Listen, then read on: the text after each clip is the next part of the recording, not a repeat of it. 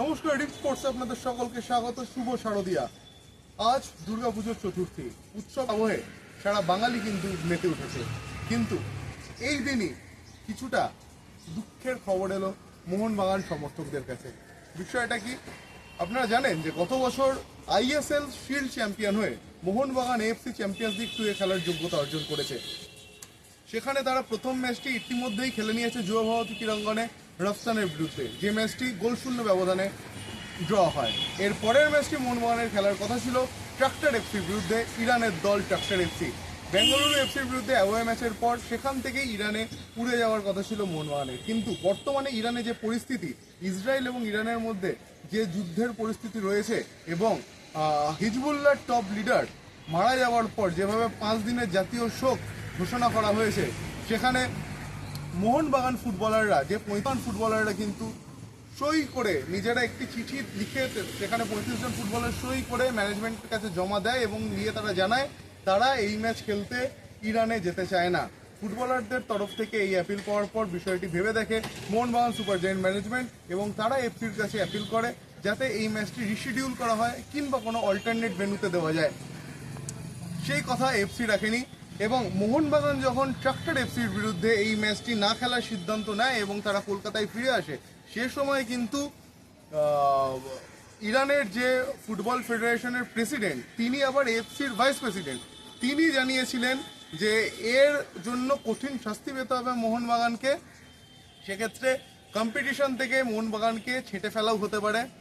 বাস্তবেই কিন্তু সেই জিনিসটা দেখা গেল। এদিন এফসির তরফ থেকে নিয়মের বেড়াজাল দেখিয়ে এফসি কি জানিয়েছে আপনাদের একবার জানিয়ে দিই পুরো বিষয়টা। এফসি জানিয়েছে তাদের নোটিশে, in accordance with Article 5.2 of the AFC Champions League 2 2024/25 competition regulations, the Asian Football Confederation confirms the India's Mohanbagan Supergiants are considered to have withdrawn from the AFC Champions League 2 competition after the club failed to report to Tabriz, Islamic Republic of Iran for the AFC Champions League 2 Group A fixture against Tractor FC in October 2। অর্থাৎ অক্টোবরের 2 তারিখে তাবরেজে tractor এফসির বিরুদ্ধে মোহনবাগান মাঠে না নামার কারণে FC ধরে নিয়েছে, বা এফসি মোহনবাগানকে বলা ভালো, এফসি মোহনবাগানকে লিগ থেকে বাদ দিয়ে দিল এবং এই 5.2 যে আর্টিকেল আছে সেই অনুযায়ী এফসি ধরে নিয়েছে মোহনবাগান এই লিগ থেকে উইথড্র করে নিয়েছে এবং সেই মতো কিন্তু এফসি আজকে তাদের সিদ্ধান্ত জানিয়ে দিয়েছে যে মোহনবাগানকে এই লিগ থেকে বাদ দিয়ে দেওয়া হলো। এবার মোহনবাগানের সঙ্গে আমরা যোগাযোগ করেছিলাম। মোহনবাগান সুপার জায়ান্ট ম্যানেজমেন্ট কিন্তু এত সহজে বিষয়টাকে ছেড়ে দেওয়ার পাত্র নন। তারা ইতিমধ্যেই বলেছেন যে শুধু মোহনবাগান নয়, আল নাসের, যেটি ক্রিশ্চিয়ানো রোনাল্ডো যে ক্লাবে খেলেন, সেই আল নাসেরও কিন্তু ইরানে খেলতে যাওয়া নিয়ে একটা আপত্তি তুলেছে এবং তারা জানিয়েছে তারা ইরানে খেলতে যাবে না।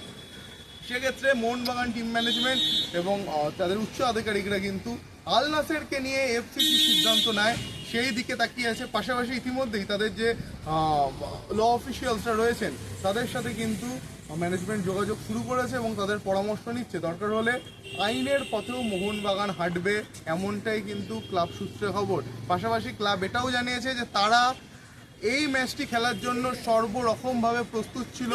30 লক্ষ টাকার হোটেল ভাড়া করা হয়ে গিয়েছিল, যার কস্টিং ছিল 30 লক্ষ টাকা এবং ফুটবলারদের যাওয়া আসা, ট্রেনিং সব কিছু নিয়ে আরও 20 লক্ষ টাকা, অর্থাৎ 50 লক্ষ টাকা কিন্তু তারা ইতিমধ্যেই ব্যয় করে দিয়েছিল এই ম্যাচটির জন্য।